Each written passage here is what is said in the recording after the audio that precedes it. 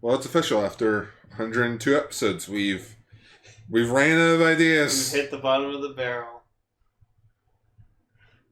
So, what's this about you, Ichi, and Tom doing a spin-off show? Oh, yeah. So, we're planning on doing a spin-off show, and unfortunately, we have to cancel Ultraranger to replace it. But I renewed us for a 4th season already. Oh, okay. I own 50 of the Ultraranger stock. You do know that means there's 110% of Ultraranger. Yeah. How does that make... So 60-40, sorry. 60-40 of the Ultraranger company. But it's my show. Okay. One night you were really tired and I was like, hey Gar, can I have 10 extra points in the company? And you're like, yeah, sure. I'm like, okay. What company? Nothing. You've been watching The Social Network again, haven't you? No, you've been watching The Social Network. Schwaller roll call!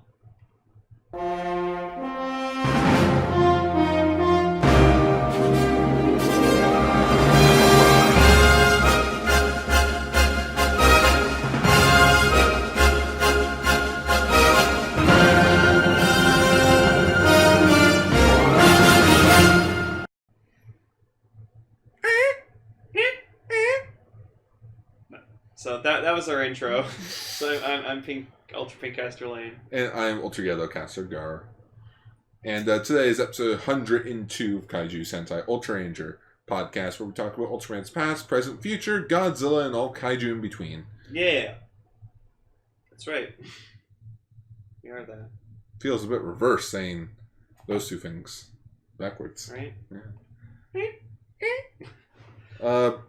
Yeah, as of this recording, yesterday was Godzilla's 65th anniversary. Yeah, birthday Godzilla. Yeah. We love you. Goji. We watched all your movies. Not yesterday. But we did. We watched all your movies. Yeah, yesterday we watched all your movies. No, we watched Wayne's World yesterday. Party time. Excellent. I watched Party on Gar. Party Online. There, we made the joke. There, we made the joke. Yeah, so what's your favorite Godzilla movie, everybody? Oh, That's Godzilla vs. Hedorah. my favorite is the 1998 Godzilla movie by Nolan Emmerich. I own that in 4K. $20. Here it is. Yeah. See, here it is, people. So good. Wait, this is a podcast. I can't see it. How dare you? Hey, I'm the one that bought it for you. Well, yeah, and I paid you back for it. I was like, here's money, buy it. But you know what you did buy, however? If I can actually reach the mouse. Yeah, so we got news. So, one morning, funny story, I was walking to Walmart, because usually in, my early Tuesdays, Friday mornings, when I have to go into, put away the inventory at my work, I, have to be at work for, 8 o'clock in the morning, so, 7:30, after I've had my breakfast, I go to Walmart and just see what they have. So I'm walking through the electronics section, minding my business, and I'm like, oh, yeah, that's cool movies. Oh, look, Orphan G. What? Orphan G? So I was like, what the fuck? And, immediately took a picture, sent it to Gar without hesitation. And then you woke up later and you're like, what the fuck? So yeah, so I found a copy of Ultraman Orb the movie and Ultraman G the movie. Yeah, apparently these are Walmart exclusives. Yeah, so you can just buy the Orb or G movies by themselves separately. Yeah, without buying the show. Yeah, it was $20. So I took a picture, I bought the Orb movie, because I was like, I need to support Mill Creek. Yeah. Because, if we keep buying these series, buying these Blu Rays, then, Mill Creek will make money, and Subaraya will take notice, and they'll be like, oh, okay. Yeah, tell that thing. Now, if only people could do that with the Shout Factory DVDs. Right? Yeah, and so, I tweeted this out to the Mill Creek and Subaraya, and just this fucking blew up, in, 2 days. Supposedly, according to Gara, I might have been, the first person in the world to find these movies on Blu-ray. Well, not in the world, but North America. Yeah, North America. So as of now, I've gotten 190 likes on this tweet and 67 retweets. Even Mill Creek fucking retweeted it, so cool. Everyone's like, whoa, where can I get this? Whoa. Extreme close-up, whoa! Yeah, I didn't buy the G movie because G movie's okay. G movie. Meh. Plus, I'm buying G on Blu Ray, so And that comes with the movie. comes with the movie. The movie. Yeah, or the movie. I'm happy to own. So the movie was great. Where is the organ? You have it. You had it on your old shelf that was over here. Oh yeah, I moved my shelf. Yeah, I forgot about that. It's in your room now. Yeah. But yeah, like I just like it's amazing that made my whole fucking day. Like it literally did. Like, and I just couldn't like. I don't know why I was so excited, but like I was holding it and I went and bought it, purchased it, and then like I ran outside and I just like I was like, oh my god, I'm holding Ultraman on Blu-ray. Like something Ultraman. It's a society we live in now. We were talking about this a few months ago. You're like, I would love to just walk into a Walmart someday and bam, there's Ultraman. Just buy Ultraman. Yeah. And have all the Kamen Rider fanboys be crying and bawling their eyes out wishing they could get this. Yeah, and it's got like a good description of everything and it's even subbed in English, so No dub, 0 out of 10. Yeah, so honestly guys, if you find these at your Walmart, pick them up. I do hope the Ginga S and X movie come with their dubs. There are dubs for them. I want them to come with it. Right? But yeah, go pick these up. Go support the official release. Yeah. So, I'm very honored that I was able to find these. I didn't grab the news story for it, but the Criterion Godzilla set also came out. Yeah, and you like love it and hate it. Yeah. You love it because it comes with all the movies and you know it's nice packaging and everything, but you hate it because I didn't realize it until James Roll from Cinemassacre, the Angry Video Game Nerd, posted a picture of it. This thing's the size of a book. It's pretty big. Like, you could not put it with your other DVDs. No. Luckily, Matt Frank, best known for doing a ton of the Godzilla comics, has slightly hinted at a possibly standard, like, set for it. Yeah, like a smaller version, so you can fit it on your shelf. But here's what I'm hoping for, though. I'm hoping for a standard set, and each movie is on its own disc. That'd be cool. Because I kind of don't like how it's like the original Godzilla's on its own DVD, and then the others have to be crammed onto like others. Yeah. Like Anguirus and King Kong are on a disc. Mothra and Ghidorah are on together. Yeah, because you like to just be able to go, oh, I want to watch this one. Yeah. I just want to pick up one disc, but then just watch that movie. And speaking of the movies, the Tokyo International Film Festival has been going on recently, this last week or so, and some Tsuburaya highlights have been coming around. I don't know why, because the entire video is in Japanese, and the description is in Japanese. Yeah. Everything's in... Oh, okay, here it is. So, I now remember. Duh. It's basically to celebrate the 4K release of Ultra Q. Oh, okay. So, you have a bunch of... I don't know, some probably some Tsuburaya executives. Probably.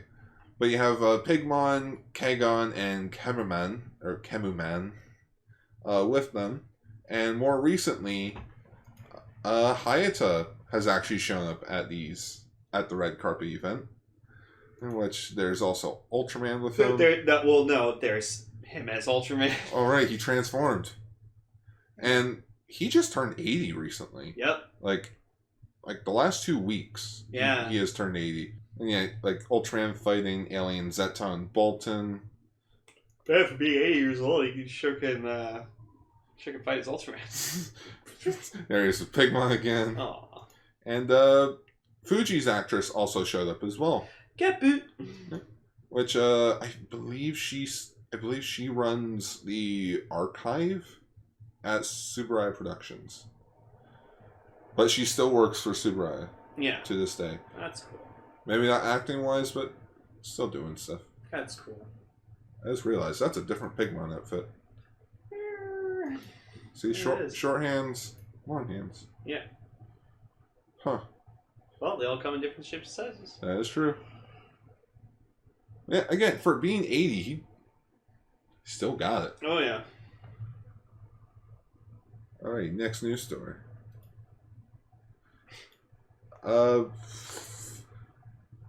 More news about movies. So, there's some caution tape around the current Shin Godzilla statue. Great. So Lupin III announces plans to steal the Shin Godzilla statue from Hibiya Godzilla Square during Godzilla Festival 2019. I'd like to see him try. So this was kind of like a promotion for the new Lupin III movie coming out this year. I will pay a visit to steal the Godzilla statue, which is the cue card for Lupin that he brought. Yeah, I'll pay a visit to steal Godzilla's treasure. Yeah. That's cool. Yeah, good cross promotion. Yeah, it's a promotion for his latest movie, Lupin III, the First. It's because it's the first 3D animated Lupin III movie. Godzilla Fest is a yearly festival that celebrates the anniversary of the first Godzilla year. Okay, this year also marks the 65th anniversary, like we've already mentioned, and it takes place in Tokyo from 10 a.m. to 7 p.m. Cool. 8 p.m. Godzilla destroys the city. Yeah. I wanted to go to that this year, and then I lost my job. And I was very upset because I wanted to celebrate Goji's big birthday in Japan. Well, I mean, you could celebrate here. I don't want to celebrate here. I want to celebrate with the locals. Our last news story, because not really a whole bunch of news, because remember, it's Ultraman. There's, you know who's a fan of Ultraman? Fucking nobody. We are. Yeah, we are. We are VR. Anyways, so thanks to one of our fans on our Discord, he actually sent us a list of the latest toy magazines or toy catalogs for Rider, Sentai. Well, not much of Sentai, but basically just Rider and Ultraman. So we got some things coming up from December to March that we got information about. And some of the biggest stuff for December is Ultraman Zero merch. Because, in case you didn't know, this year also marks the 10-year anniversary of Ultraman Zero and Belial. Damn. Yeah, oh my god. Yeah. Oh boy. So the first thing on the list is a DX Ultra Zero Eye. So it looks like they are doing a re-release of the original Zero Eye. Oh, cool. So it'll transform into a gun. Yeah, so I'll pick that up and it'll be for 28,000 yen. Yeah, so it'll be like $40. Or 2,800 yen. Yeah, so it'll be like $40-$50. Yeah, that's fine. Ultra Hero Series EX Ultraman Zero 10th Anniversary Set. Don't know. Again, these are only descriptions, so we don't really have pictures for it. Yeah, I think that's supposed to be. I think that's supposed to be like a figure or something. Well, it's the vinyl line. Oh yeah. So it's probably some sort of like special version of Zero. Yeah. We have a sound figure, Belial and Zero. So I guess they talk.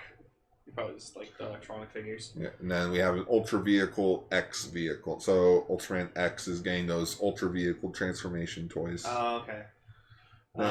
February, we're getting the DX New Generation I. So that'll probably be the transformation item for the movie. Okay. Then we have the Ultra Hero Series number 70, Ultraman Riga, and the Ultra Hero Series EX Ultraman Reboot. Both of them will be for 600 yen. Yeah. We also got some monsters announced, like Goody Mudo, Baridora, Kaiser Belial, so that's cool. So yeah, Kaiser Belial finally getting a vinyl figure. Yay! And also in February will be the EX, Ultraman X, and G Darkness figures. We're getting the Genghis Spark. Legend Ultra Henshin Series Genghis Spark. Oh, so it's like a more affordable Genghis Spark. Possibly. There you go. Grab that. Yeah, but I want to get the Ultra replica. The Legend Ultra Makeover Series X Divisor. Oh, they're re-releasing the X Divisor. Hell yes. I will buy that. That's like one of my favorite X henshin trinkets. Our Ultraman X. No dishes. fellow Ultraman fan, Taya, I met up with her at Anime North. She actually had an X Divisor Yeah, on I her. got to try it out. I was so happy. You know what I have to say about it? Huh? It's very small. Yeah, but it packs a lot of stuff in it. Yeah, but just I was expecting that thing to be like the size of my phone, but it's like the size of your phone almost. Like you have what, an iPhone? No, it's an iPod. Yeah, like what iPod's that? iPod Touch. Yeah. So yeah, Lane has an iPod Touch. That's basically the size of the X Divisor, and I have a Google Pixel 3 XL with a OtterBox on it. Love that. Love my baby. And yeah, we got some March stuff. So we have the DX Ultra Zero Slugger set. So I guess gonna come with some Blade toys, I guess. Then more Ultra Hero stuff. Ultraman Max and Nexus Junius form are gonna get resales. Ultraman Noah is finally gonna get a release. Also Arc Belial. And Arc Belial. Monster form. But then the biggest thing of all that I love, Mother of Ultra is finally going to be having her own vinyl figure. That's great. It only took 7 years, but we finally got one. Lane, no joke, there is no Mother of Ultra vinyl. Well, why is it 7 years? Oh, because that's when they started it. Yeah, because Ginga. Okay. Oh. Then we got like another like victory vehicle, and then Zero Strong Corona and Luna Miracle. Yeah, so that's cool. The Ultra action figures, and again, that's pretty much it. So I'm guessing Zero is going to play a big part in the Tiga movie then. Zero always plays a big part in everything. Oh yeah, he's Zero. Yeah. This is my movie, Tiga. But our movie, nope, my movie. Yeah, I'm better than all three of you. And winner, loser. They has become a part of Ultimate Force Zero, the Tri-Squad. Wait, how would that work? They're the Tri-Squad, but then they get to be a part of the Ultimate Force Zero team. Ultimate Force Tri-Squad. I guess so. Okay, that would be cute. Just right after the movie of Ultraman Tiga. And now, the Tri-Squad voice drama set after the movie. I love that. And it's just like a 10-minute chat. That'd be funny. Alright, that is it for news. So we got some episode discussions. We got Ultraman Tiga, of course. And like we said last episode, we got 2 episodes of Denkou, Choujin, Gridman. Oh, yeah. So let's talk about some Ultraman.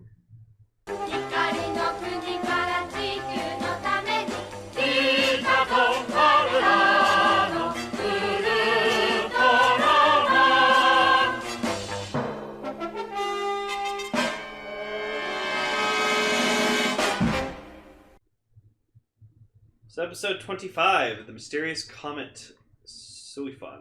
Yes, so fun fact, this is the first episode that aired in 1967. And also is Hoshino's final appearance because, you know... Broke his legs in a ski accident. Broke his leg skiing. Yeah, that's showbiz. But I think later on, though, they did retcon, or somewhere in a book or something, they retconned it to be that Arashi and them sent him to, like, America. And that's why he never showed up again. So the kaijus of this episode are Skull Monster, Red King. Yeah, Skull Monster, Red King, second generation. The Frozen Monster Gygus, and the Comet Monster Durako. So we had 3 kaijus this episode, and they're all pretty good. Red King I think was the ugliest of them, and I think Durako looked the coolest. Oh, the dragonfly monster? Yeah, the winged monster. And then I like personally Gygus the most because he was like a Yeti monster. So Bumbo's bounce. Yeah, so he reminded me of the abominable snow monster. So from the Rudolph stop motion. Yeah.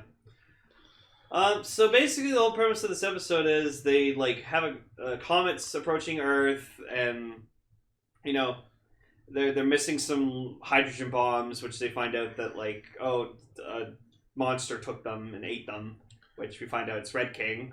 Yeah. So like they're afraid of the bombs because the meteorite is, you know, it's up in space, radiation. If it comes down, it'll probably set off the bombs by accident. And you know, apparently Red King went down to the ocean, ate all 6 bombs, went up into the Alps, hit underground, and slept. Yeah. So this is worrisome because according to Ide, if all these 6 bombs go off at the same time, it'll cause radiation across the entire planet and it'll kill everyone. Probably not Hayato. Hayato probably. I don't know. I don't know. I mean, he fucking fell off a cliff and survived. So, Jesus. Yes, the return of the Hayato stunt double, aka the dummy.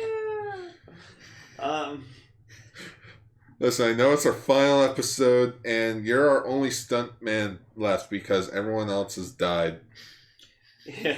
So they Fuji asks like how far away the meteor is, and they're like, oh, it's like the scientists like, oh, it's like 35,000 kilometers away from Earth, and she's like, oh, thank God, and just Ide looks at her and just goes, that's actually not that far away. Wait, what? No, we will die.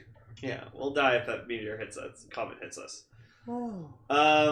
So then they're trying to figure out when this comet's actually coming, where it's gonna land, and then they're trying to find out what these hydrogen bombs are, and then Ide's like, oh well, I developed a thing that can help find the hydrogen bombs. And little toaster, little thing. A little detector. So they start using that. What else can this thing do, Ide? It can make toast. No. Could you just imagine? So, Ide, what did you make? Oh, it's a lie detector. What? Yeah, so, Hayato, what were you doing when the Red King showed up? I ran to go attack. I'm Ultraman. Ding! He wouldn't say that. No, you just make the machine explode.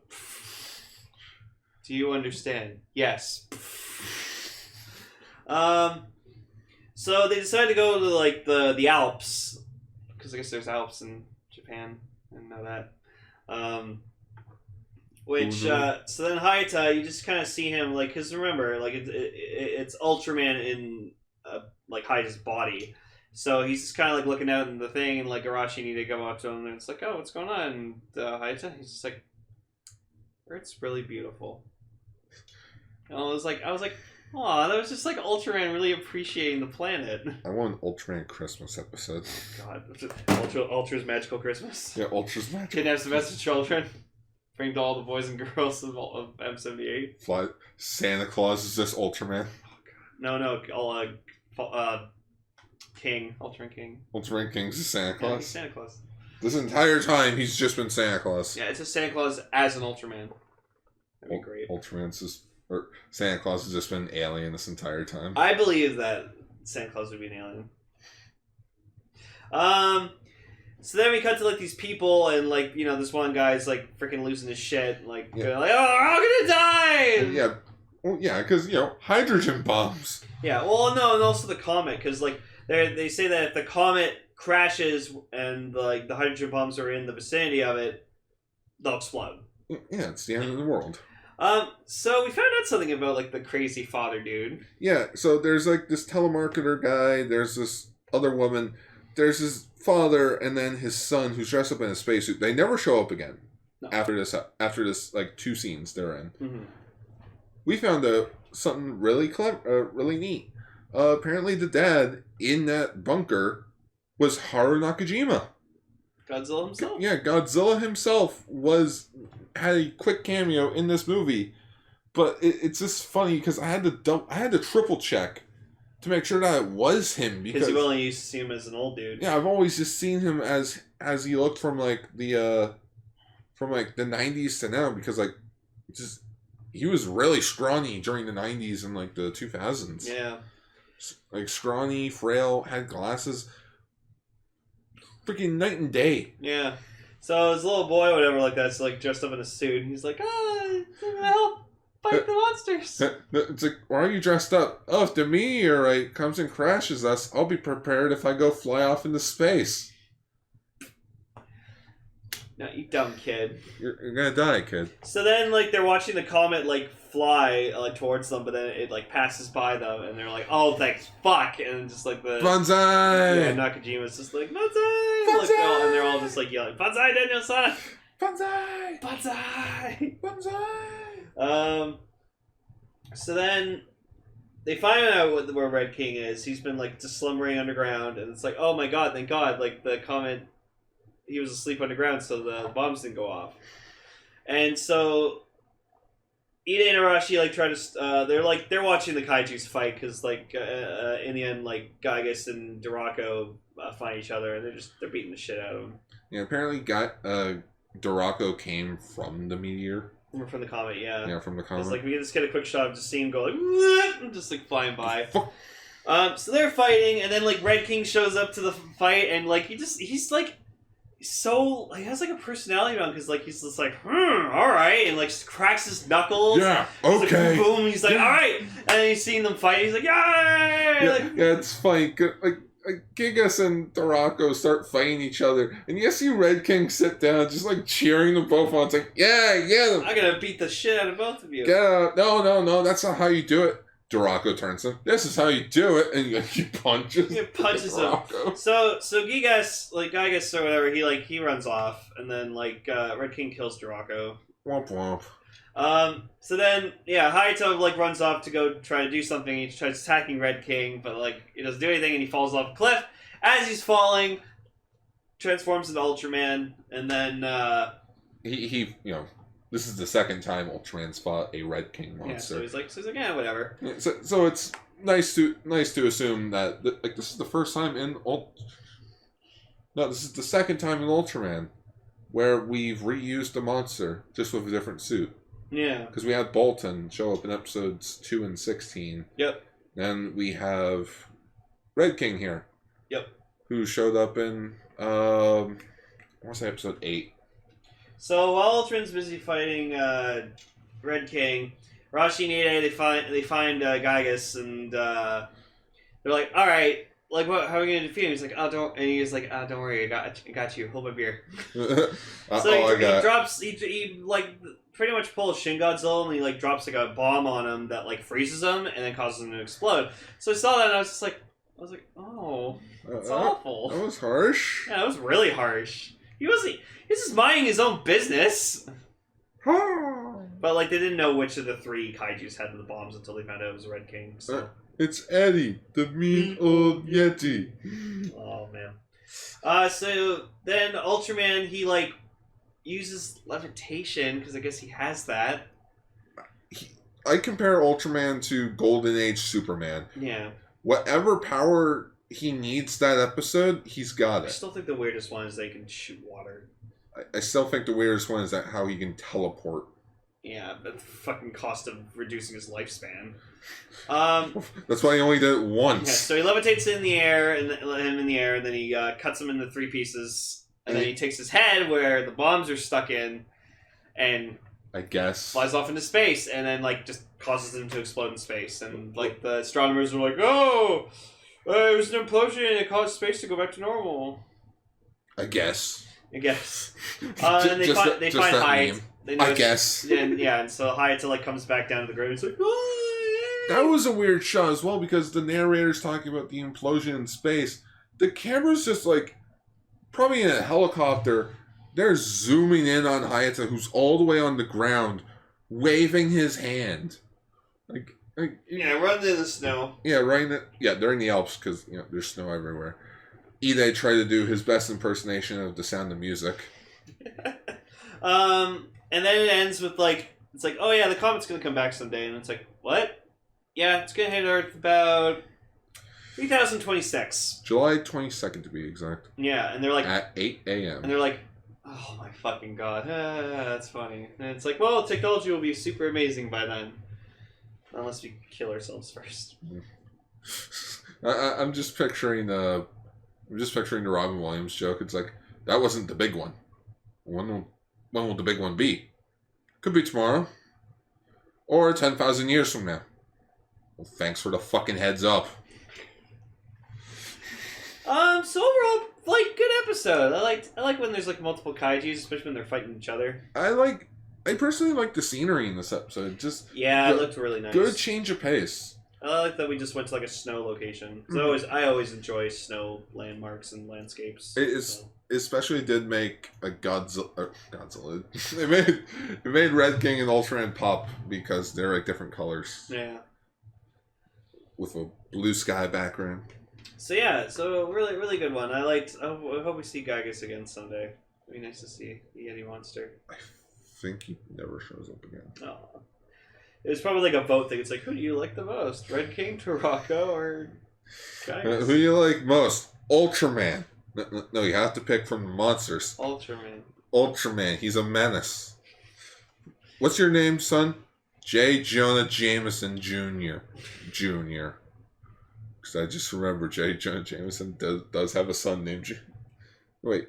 No. No. What's his son's name again? Something. Oh, The astronaut. I forgot. He became Ultraman. No. But he wasn't J. Jonah Jameson Jr. No. I forgot. Anyways. On to Tiga. Tiga time.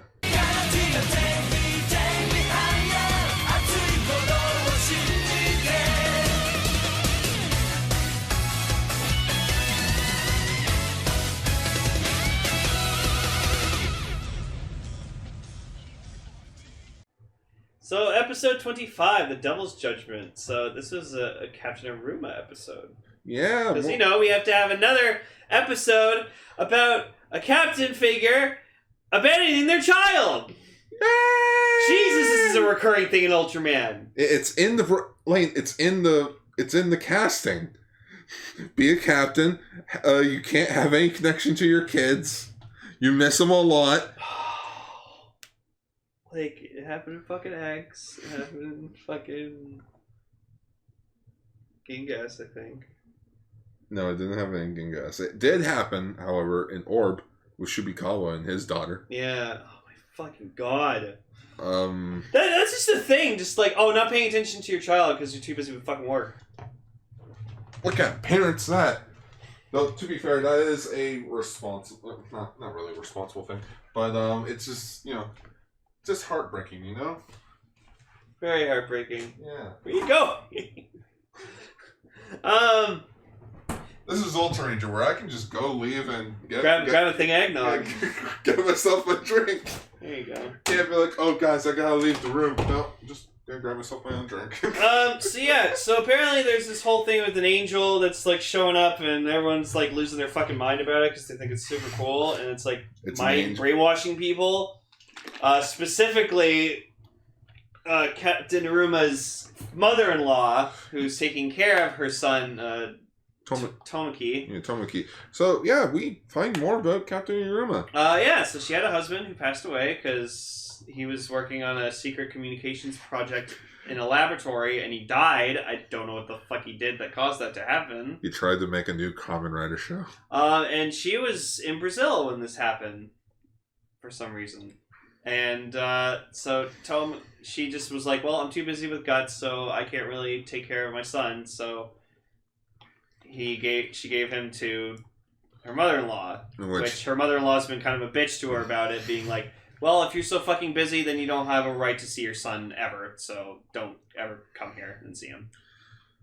I mean, I personally like the X episode more with the captain, with Captain Tachibana. Or not Tachibana. Kamakiri? I think that was his name. Yeah, something like that. Yeah. Kamaki, thank you. Yeah. Yeah. You think he Tachibana because he was Amazon. Tachibana. So apparently her son has like fucking amazing elite hacking skills because he hacked into the fucking database, like the security for Guts, and sent a message being like, "Oh, save my grandma." Yeah, Shotaro Kamaki. There you go. That's his name. So she's like, okay, something's wrong because like my mother-in-law's acting weird. So she like goes to her mother-in-law's house to like see Tomoki, which that house looked way too Western. I feel like a house in Japan. It was weird. I mean, I know they do have like modern housing, but you don't see it all the time. And like I think modern housing in Japan is like really, really rare. It's probably out in the country. It did look like it. It looked like it was in like a suburban area, kind of. Well, you know what? That's one thing I've always wanted to learn about Japan's housing, because I know majority of people live in apartments and such. Apartments are very small houses. It's the episode of Simpsons where they go to Japan. Just, I gotta go to the bathroom. Oh yeah. Dad, they open.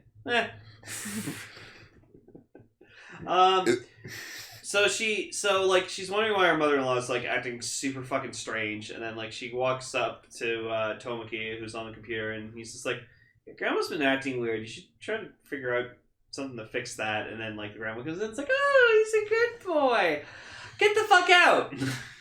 Well, yeah, because Tomoki contacted his mom through Guts, and when she's like, "Son, what did I tell you about hacking into the system just to call me on my personal phone?" Yeah.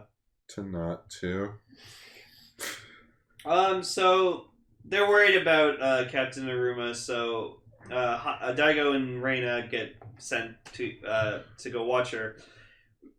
Yeah, like, you can fucking tell now the hardcore Daigo Reina shipping. Oh yeah, they're definitely shipping them now. It's so obvious. But So they're forcing it now to show us. Yeah. So Aruma, the captain, like, just takes Reina on a walk to the beach and explains everything, like, it's happening. And, like, she keeps referring to Tomoki as, like, the boy. And I'm like, oh, come on. Like, have more respect for your son. Well, he doesn't call her mom. That's true. So Daigo's just watching, and then some hooded person fucking finds him and goes like, "Oh, Tiga!" And, like, starts hitting him with these energy blasts. He just keeps hitting him with them. But I just keeps seeing him get, like, sent flying back into a fucking wall. I do remember, like, the cloaked figure calling him Tiga. And I'm just thinking, like, man, he totally just blew his cover there. Just, Tiga. Yeah? Shit. Fuck! Everyone knows who Guts is Tiga. Tiga. Where? He owes me money. Switchblade. But yes, we find out the monster this episode is actually the return of the Keloids from episode 3. Yeah, those freaking cool ass kaijus we liked. Yeah. Where we were like, oh my god, finally a really good design in fucking Tiga. Yeah, so they're behind it and they're trying to open some like fucking demon gate or something in the sky. I couldn't follow what the fuck that was. Okay. Do you remember the whole Gozer thing from Ghostbusters? Yeah. And how, like, she came from, like, another dimension? Yeah, another dimension? Yeah. Yeah, that's what they were doing. Oh. They're trying to bring more of them. Oh, okay. Or basically, they were trying to summon, like, darkness onto the world. Yeah.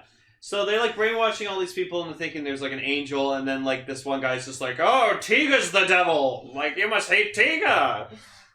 Everyone, kill Tiga! Masako, kill Tiga! And so... Oh, sorry, it's Linkara, kill Masako. So he gets, like... So Daigo gets pretty beaten up, but then, like, he's like, mainly okay. So then the captain and Reina find him, and they're in the Guts car, and, like, she's like, "Okay, well, be careful, Daigo, and after this, let's go out together." And I'm like, did she just ask him on a date? I'm like, wow. I mean, I get... How funny would it have been, though? Just, if we didn't already meet her dad. Daigo, this is my dad. It's Hayata. Hi.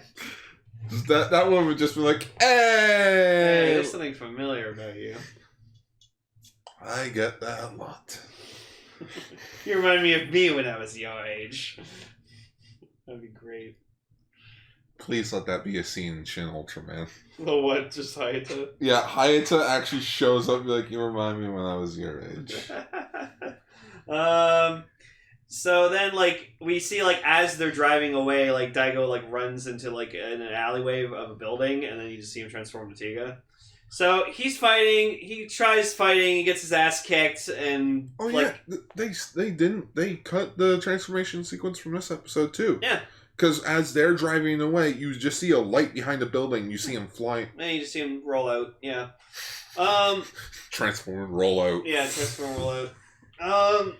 So he's down, and, like, this is the longest that he's had his, like, color timer just, like, beeping red. I swear to God, it's like 5 minutes. So I'm like, those are a really long 3 minutes, guys. No, because, like, it shows him, and he's fighting for a bit, and then it cuts to his color timer going off. I was like, okay. It's like a Planet Namek. 1 minute's like one episode. Oh my God. That's why I'm glad Dragon Ball Z Kai is the thing. Just fuck all the bullshit. Just cutting right to the fucking chase of everything. Yeah. So yeah, he's on the ground and they're like, "Oh, let's shine our lights on him." And then like Tomoki like hacks into the power grid illegally and like boost the power in the district to like shine more lights on him. This episode's a bit weird. Just with that, it's like what? Because he's a being of light, he has to be powered up by light. Artificial light? Maybe it was just he was unconscious, so like they were shining enough lights bright enough to like kind of wake him up. Why didn't you just get Ty in here to blow his whistle? But I think that's what it was. It wasn't like, oh, the light powered him. It was just like, we need to wake him up. Wake the fuck up! It's the giant fucking hand. Ah!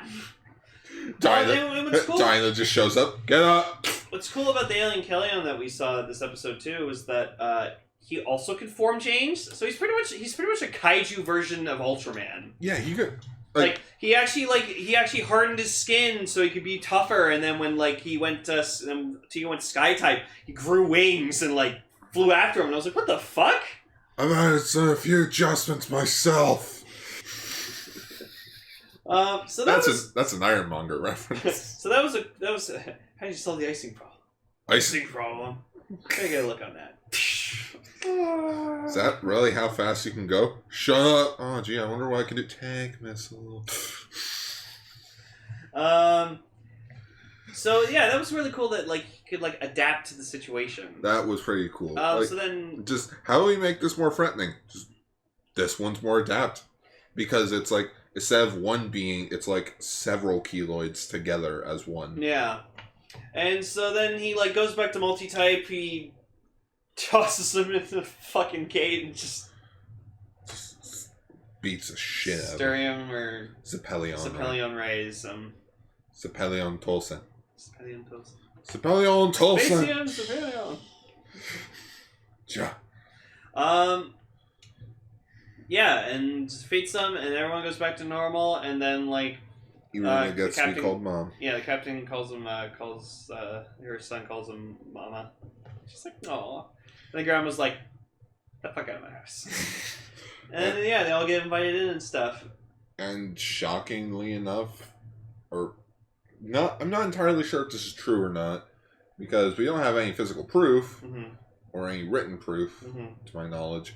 But this was the final episode of the Tiga dub by 4Kids. Wow. Or by 5. I mean, it did look kind of like final episode-y. Yeah, if this is where they ended it with the dub, that's fine, because this did feel like a finale. Yeah, because he almost died, and then everyone had to come together to help him out. Everything was at stake. Yeah, so overall good episode. I'm glad we got a Captain Aruma episode. So. Yeah, and now we're halfway through the show. Because there's only 52 episodes, I think. Oh yeah, there's another cute thing where what's the computer guy's name again? Yazumi. I'll never remember Yasumi's name because it's not in it enough. Shinjo, Rina, Funikata, Daigo. You remember everyone else except for Yazumi. Yeah, except for Yazumi. Who's there every episode. But I like it when it's like, oh, hack into the broadcasting system, and he's like, I always wanted to do that. I wanted to press. Hey everyone! Just wake the fuck up! Yazumi, you can't just go around slapping. Yazumi, what? Yazumi! Alright, what's going on? Such a good joke. Fucking Thanos. Thanos, you just can't. Larry! Apparently that's called Slap, the sequel. There is no other one. No. It's just a guy who slaps a kid at a party and all the parents are freaking out why the fuck did you slap the kid? And he just starts slapping fucking everyone. Cops come in and he just starts slapping them. Go look at them. It's fucking hilarious. Oh. But look at the meme ones because those are even better. There's one where the guy slapping is Thanos and then he's slapping all the Avengers. And the police are the Guardians. Oh, it's so good. Anyways, on to Gully Doman.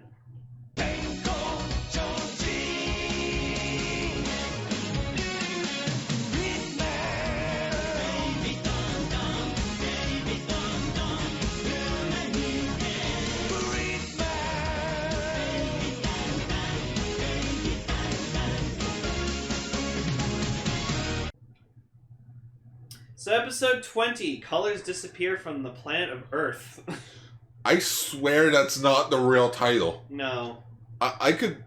Well, we're watching with shitty Russian subs, apparently. No, these are legal subs from America. Oh. This is how shitty this is. Oh, we are a legal streaming company in America that that basically got the rights to some Ultraman shows and Gridman. Okay. Quick question. Can we have some consistency with the fucking subs? And the names and everything. With the names! The random words of... with the random American slang! It's so funny. The yellow font! Oh yeah, you hate the yellow font. Using DVD rips! There's a higher quality in this show! Gridman on Blu Ray, please. Mill Creek. You know what? No. Gridman's a good show, but this is how I personally feel about the Toku HD legal subs of Gridman. That's gotta be your signature move in like your review channel. Just every time you get pissed off about something, you just have the same shot of just throwing something in the trash.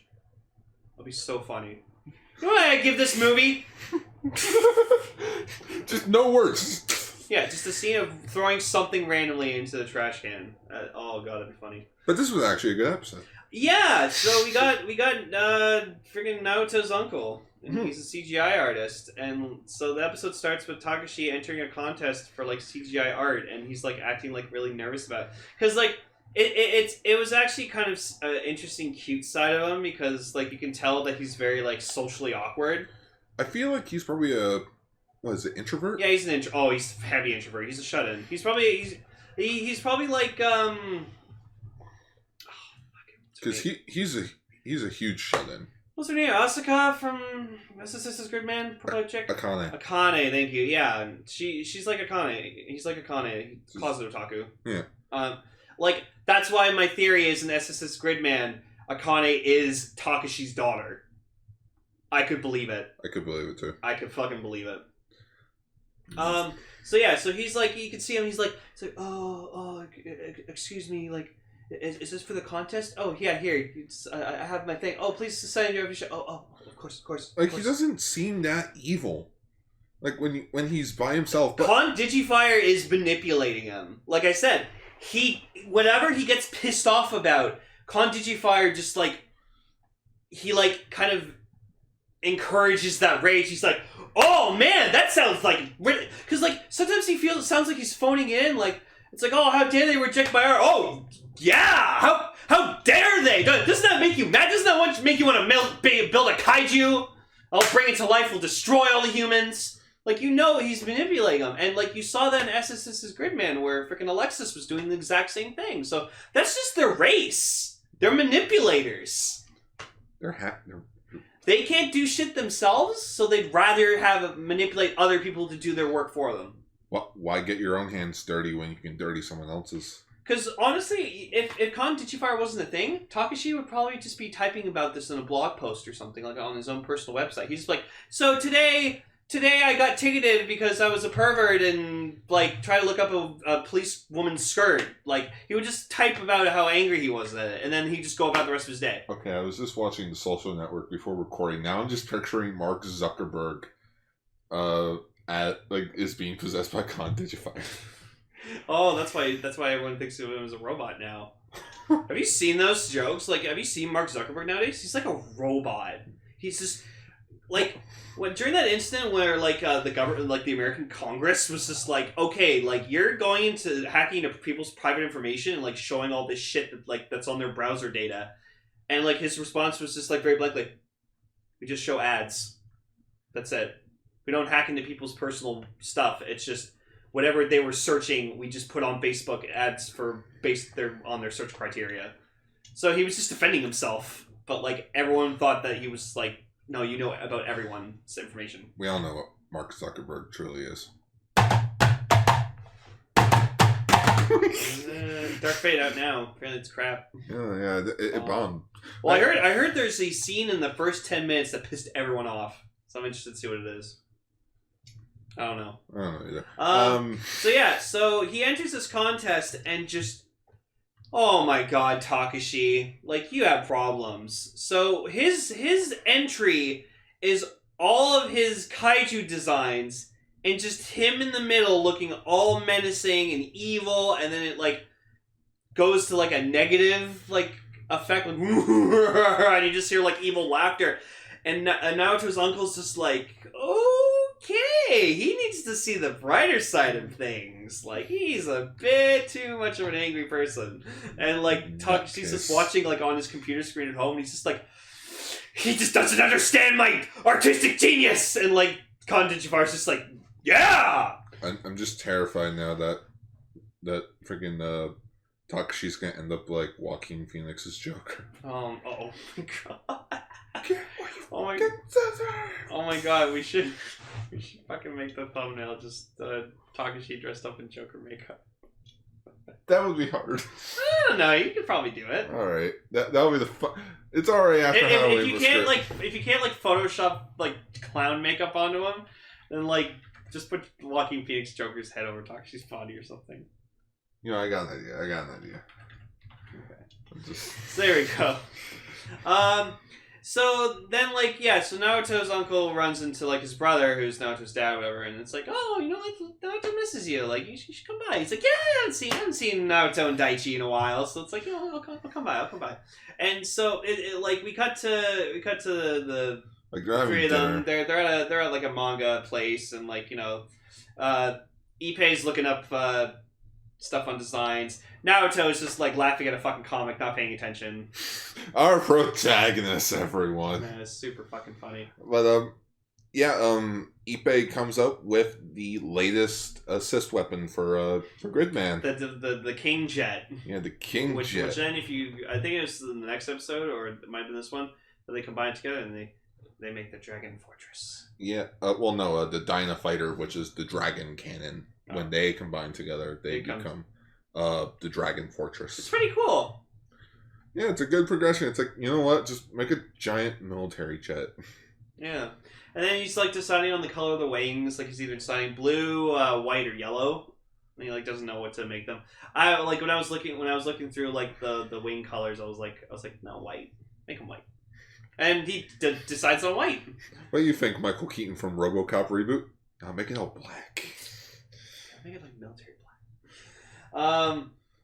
So Naoto's uncle comes over and he's like, "Oh yes, Ippei, I've heard about you. You're pretty inspiring to be an artist, huh?" He's like, "Yeah." Well, how about you three? Come to my office. Well, he's like, "Oh, why don't you guys come to my office?" Naoto, not you. He's like, "What?" I'm just kidding, little shithead. Just not you, Daichi. What?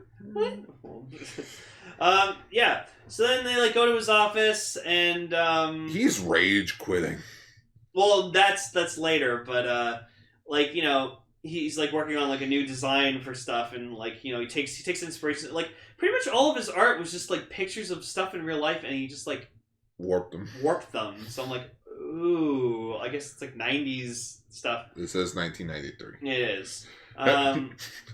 Hello? No, I don't want to work on this animated movie again. Something about live action toys. I don't want to. Freaking Lassiter. No, I don't want to make Small Soldiers too. I would do that in a heartbeat. So Takashi makes like a kaiju that literally, it's another redo of a kaiju. Yeah. Mecha Steelgun. Yeah. It's enough. At this point, everything's just gonna be mechanized. Not everything. Yeah, next episode. So he sends them over to like the CGI studio and like sucks all the color out of all of his designs. And so like everyone's complaining like, oh, the workers are like, oh, there's no more color, and he's like, what? And he's like, what about my new design? That gets the color sucked out of him, and then he just gets pissed. He's just like, I can't do this anymore. My life is ruined. My life is over. And he like grabs stuff off a shelf. He's like, like you have to watch the scene. He just keeps like taking one thing at a time. Just like all these books, and like everyone's trying to, like Naoto and them are just trying to calm him down. It's like, imagine Tommy Wiseau from The Room when he's like losing his shit at the very end. Yeah. No. It's the TV. No. Imagine Patchy the Pirate from the Lost SpongeBob episode. I'm getting rid of all my SpongeBob stuff. Oh, that's so funny. All of it.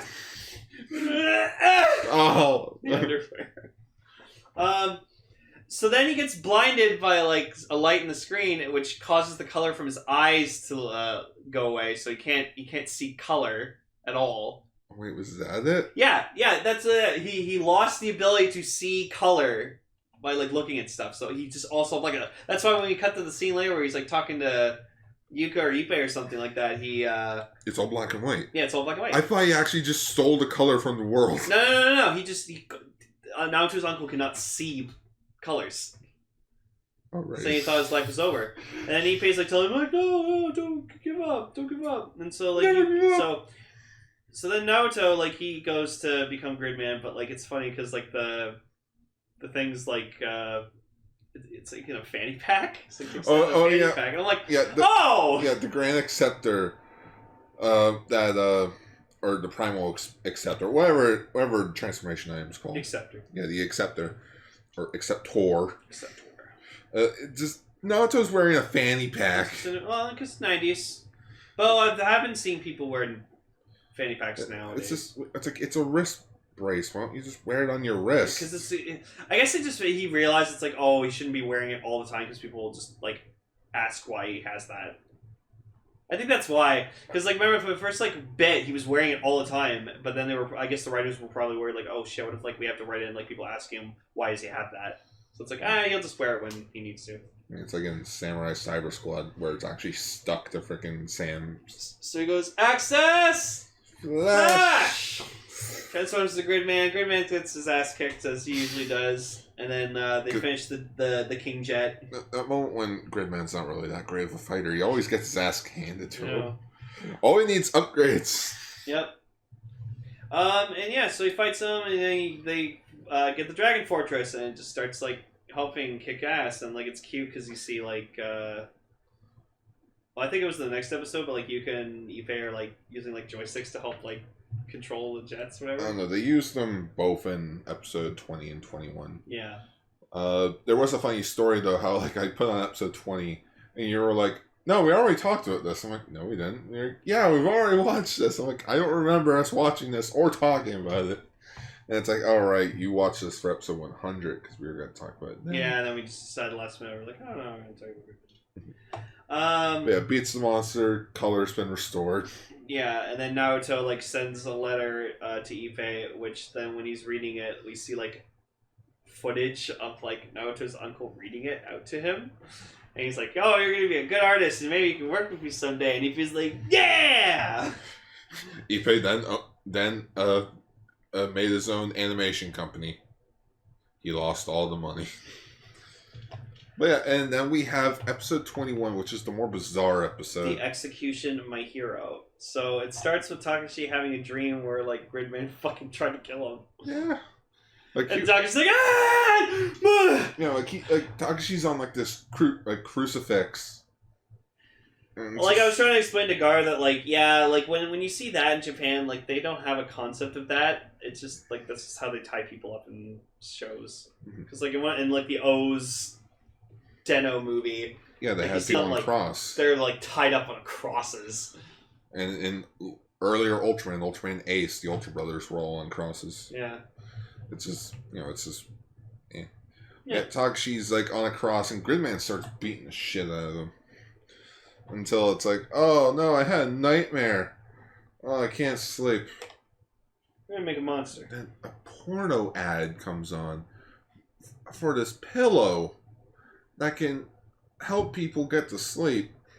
Even though it's just a fucking like computer thing. Like everyone buys one, and like they're all sleeping with it on, and I'm like, that does not look comfortable. It honestly looks like freaking like a radio or something. Yeah, it looks like a radio. Yeah, like I'm guessing what it is it has like a soft top part to it, and then you just press some like buttons on it, and it causes like waves or something to make you feel comfortable, and then you just fall asleep. That's probably it. So everyone like starts buying these pillows. Basically, Takashi creates this monster, a new monster, mind you, the hallucination monster Dazuba. In which it basically it lets everyone synchronize their dreams together. So like they all question, it's like, so like the pain that they have in the dream world affects them in the real world. Yeah, it's the Matrix. Yeah, it's the Matrix. Like Naruto got cut on the cheek, and then in the real world, Naruto actually has a cut on his cheek. Yeah. So they end up having all the same dream, and like there's some weird shit happening. Like it's like daytime, and there's fucking clowns everywhere. And then Digifier's there. Yeah, and like he's with Takashi, who's like in a disguise, like with a mask on and a suit, so no one recognizes him. And like Gridman's also on a crucifix, and it's like, oh, come one, come all to the assassination of Gridman. Yeah, really fucking kill Gridman. Or the execution. Yeah. And so, like, it's up to, like, Naruto to kind of, like, show courage or whatever like that he's, like, willing to, like, fight the stream so that Gridman can have, like, the ability to, like, fight. Yeah, because like, the Gridman in the dream isn't the real Gridman. No, and, like, it's funny, like, the Kaiju's attacking, and then, like, Gridman, you just see Gridman, like, on the screen of Junk just being like, Naruto, where are you? Like, we need you. You guys are gonna be late.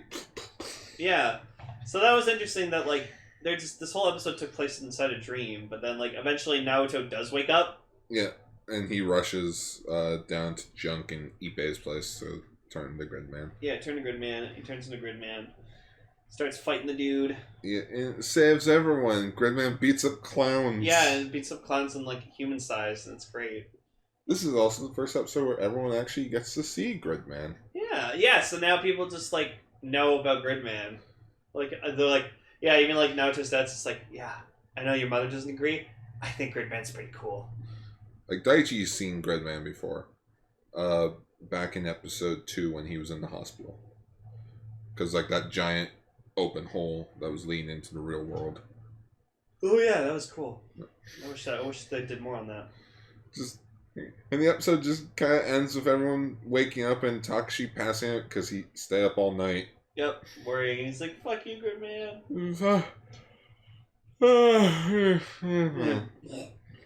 So yeah, it was a fun episode for being kind of like filler. Well, if you can call it filler. I don't know. When the show's only 39 episodes, can you really call anything filler? Yeah, that's true. I mean, this could be filler because episode 20 does the same effect as 21 does. Mm. Just, oh, let's fight with the Dino Dragon, or with the Dragon Fortress. Oh, also, they didn't reuse the same grid beam shot. Yeah, no. They actually made a new one, and it looks awful. Because it's mirrored. Like, you have Gridman firing it from the right, but it's like everyone knows Japanese heroes attack from the left. Yeah. So yeah, it's overall a pretty good episode. I'm looking forward to more Gridman, as always. Yeah. I mean, when doubt, if Tiga doesn't get subbed... We can just keep watching Gridman. Yeah, by episode 104, we can just keep talking about Gridman until it actually does get subbed. Yeah. That seems like a good plan. There we go.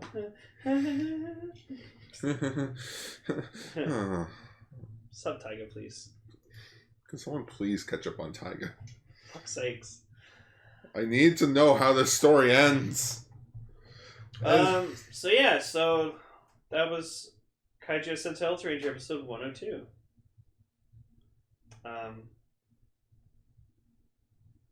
Godzilla Boogaloo? Sure. So you can legally watch Ultraman now on Blu-ray by buying the Mill Creek Blu Rays. Yeah. So go buy Ultraman legally. We're still working on trying to get Ultraman Tiga and Gridman legally. Denkou, Choujin, Godzilla. I don't know. I'll think of something. Denkou, Choujin, Godzilla. Alright. I'll think of something. Yeah. Anyways, schwa for now. Schwa for now, everyone. Woo! Woo!